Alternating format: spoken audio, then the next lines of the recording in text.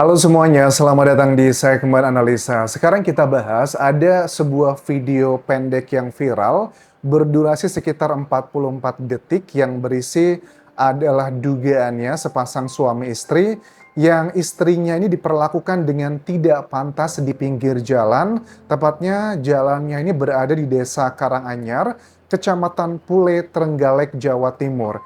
Yang bisa aku gambarkan adalah di video yang beredar ini bahwa sang perempuan yang dugaannya inisialnya adalah ED, 33 tahun, perempuan asal Palembang, Sumatera Selatan, itu dibegitukan secara fisik dengan sang suami yang memakai ini bajunya kok kayak baju polisi ya, tapi setelah aku cross check, ini bukan polisi. Memang dia pakai kaosnya itu ada tulisan kayak Samapta Bayangkara, tapi sudah ada keterangan dari AKP Katik ya, Kasih Humas Polres Trenggalek memastikan bahwa pria tersebut bukanlah anggota polisi, jadi cuma pakai atributnya doang. Nah, lanjut lagi dalam video yang viral tersebut selama 44 detik, kan itu ada adegan di mana sang istri mau naik motor, kemudian tiba-tiba tangan kosong dari sang suami membegitukan sang istri dan kemudian dibalas dengan lempar sandal.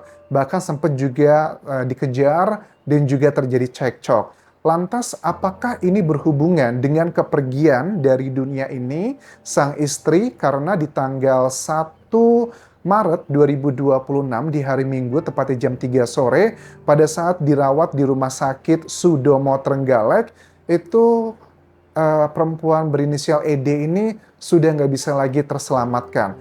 Ada dugaan bahwa ini gara-garanya sang korban ini mengkonsumsi minuman tertentu atau cairan tertentu yang indikasinya adalah kayak pestisida. Tetapi apakah betulan dia minumnya karena keinginan diri sendiri atau ada hubungannya dengan peristiwa video yang viral ini, teman-teman? Jujur ya, ada banyak kejanggalan. Aku pribadi pun kayaknya nggak terlalu percaya kalau penyebabnya adalah karena dia sendiri pengen meninggalkan dunia ini. Apakah ini ada keterlibatan dengan sang suami dugaannya?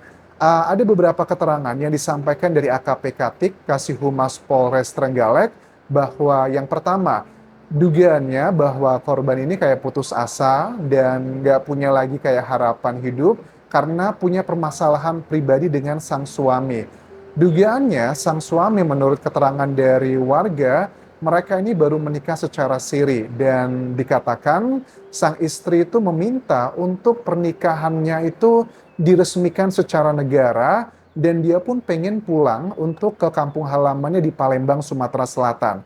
Yang aku juga sedih dan juga miris adalah pada saat keterangan dari AKP Katik bilang pihak dari keluarga di Palembang, Sumatera Selatan meminta untuk ED 33 tahun itu dibawalah ke kampung halamannya. Tetapi sekarang masih terkendala masalah biaya. Mudah-mudahan akan ada diberikan kemudahan dan juga ada orang yang baik membantu bisa untuk membiayai kepulangan dari ED ke dari Jawa Timur ke Sumatera Selatan. Biayanya juga pasti tidak murah. Nah, kemudian kronologinya gimana terkait pada saat ED itu berpulang. Jadi kalau aku lihat kronologi yang disampaikan penyidik, ini kejadiannya pada hari Minggu 1 Maret 2026.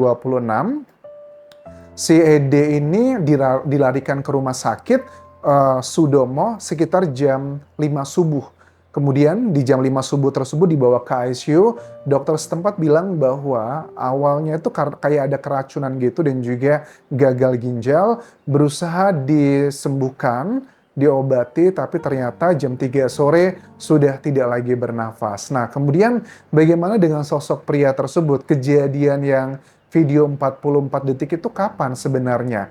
Ini sih kemungkinan besar kalau ini hari Minggu, berarti kemungkinan besar ya antara Sabtu atau hari Jumat. Ya, feelingku sih hari Sabtu ya teman-teman, karena dengan adanya kejadian seperti ini kan kayaknya agak sulit kalau menunggu lama. Tapi kita nggak tahu nih apakah ada keterlibatan dari sang suami tersebut. Walaupun seandainya gitu ya, sang suami tidak terbukti yang menyebabkan sang istrinya berpulang, paling nggak dia akan kena pasalnya adalah ya dugaan kekerasan tersebut dari video yang viral. Lantas apa dong yang melatar belakangi? Kalau aku lihat komentar-komentar netizenku, terutama di Facebook page Anjasa Asmara. Kan aku posting ya fotonya di situ ya teman-teman. Kalau untuk videonya aku posting di Instagram storyku ya di Anjasa Asmara. Aku posting foto capturean dari kasus ini. Banyak masyarakat juga yang aku lihat sebagian kecil masih tetap menyalahkan perempuannya loh. Maksudnya gimana? Beberapa statement misalnya bilang begini, nggak mungkin Anjas kalau seorang suami sampai memperlakukan sang istri sebegitunya di jalan raya kalau tidak melakukan kesalahan yang fatal. Kalau aku cek dari berbagai sumber sih, alasannya sih ada dua ya dugaan sangat kuat. Pertama adalah sang istri itu minta pernikahannya diresmikan secara negara, dia nggak mau cuman pernikahan secara siri. Yang kedua, dugaannya karena sang istri itu pengen pulang kampung. Tapi itu yang satu sisi yang kayaknya pro dengan sang korban. Tapi yang kontra dengan korban, ada yang menduga bahwa telah terjadi dugaannya, mohon maaf ya, ini juga harus diklarifikasi. Katanya sang korban ini melakukan dugaan pencurian handphone di majikannya atau orang yang memberi pekerjaan kepada sang suami.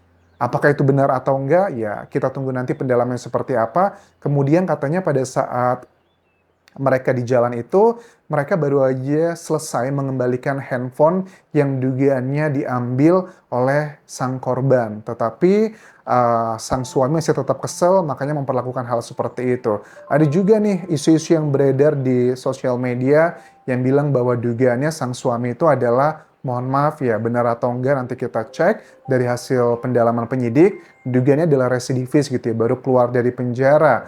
Dan ya ada banyak hal-hal yang sifatnya masalah pribadi. Cuma dari sini, tipikal permasalahannya kelihatan banget ya di masyarakat, mohon maaf, kelas bawah di Indonesia, ekonomi yang menengah ke bawah.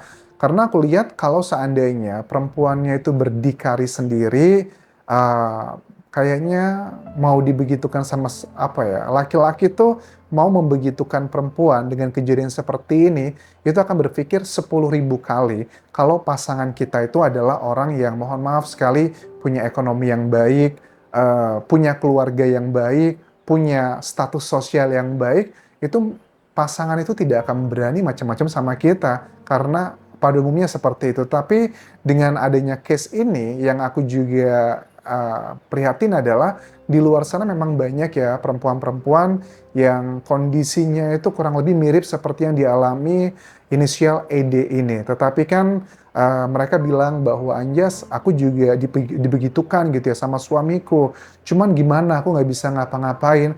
Kalau aku berpisah, bagaimana dengan anakku masa depannya? Karena aku tidak bekerja, aku sebagai ibu rumah tangga aja. Ekonominya bagaimana begitu? Ya ini adalah salah satu fenomena sosial sih teman-teman. Cuman bisa aku sampaikan adalah begini ya.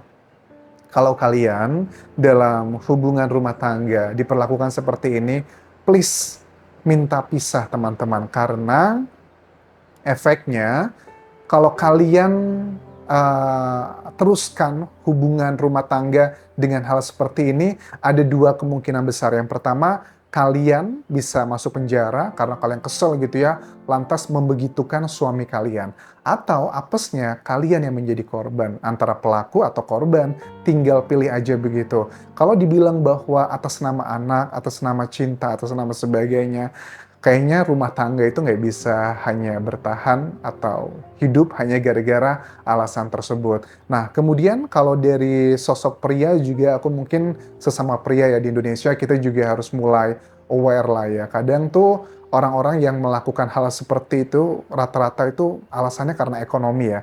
Kayaknya aku jarang banget ya, mungkin ada satu dua tapi nggak banyak.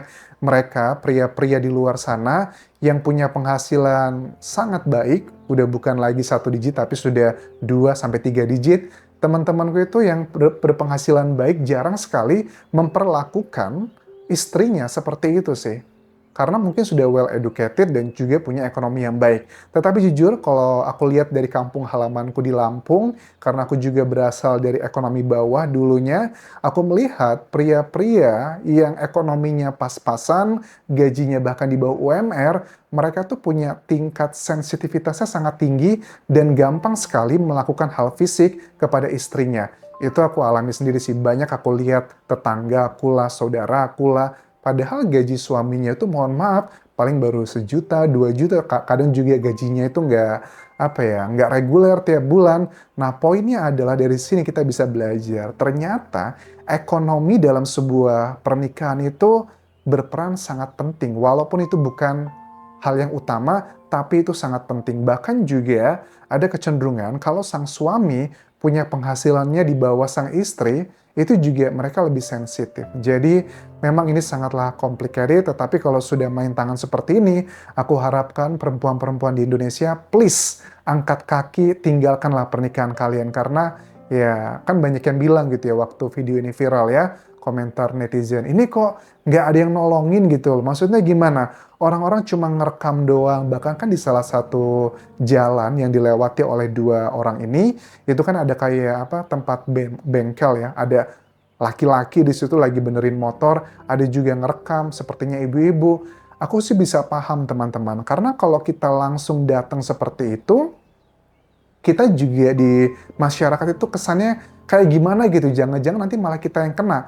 Aku nggak bisa menyalahkan warga sekitar sih, cuman harusnya langkah preventifnya adalah kalau sudah direkam, pertama harus direkam dulu ya di era digital seperti ini buat barang bukti. Pertama harus direkam, setelah direkam langsung dilaporkan ke polisi, mudah-mudahan nih polisinya langsung menindaklanjuti, setelah itu sang korban itu langsung diajak ngobrol, dilakukan pendampingan agar dia tidak melakukan hal-hal yang fatal. Fatalnya bisa aja dia menjadi pelaku, atau bahkan ya seperti ini dugaannya karena keinginan diri sendiri. Tetapi apakah pure dalam kasus ini adalah keinginan dari sang perempuan sendiri mau meninggalkan dunia ini?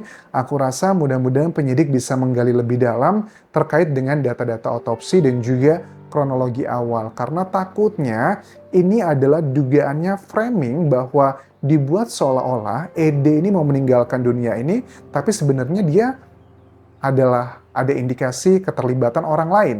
Pada saat kejadian di jam 5 pagi tersebut dibawa ke rumah sakit, ada siapa di situ? Siapa yang membawanya? Bagaimana dia bisa minum dan sebagainya? Aku rasa 48 jam sebelum dan setelah kejadian tersebut, itu adalah yang bisa memberikan petunjuk apakah ini karena keinginan diri sendiri atau ada keterlibatan orang lain.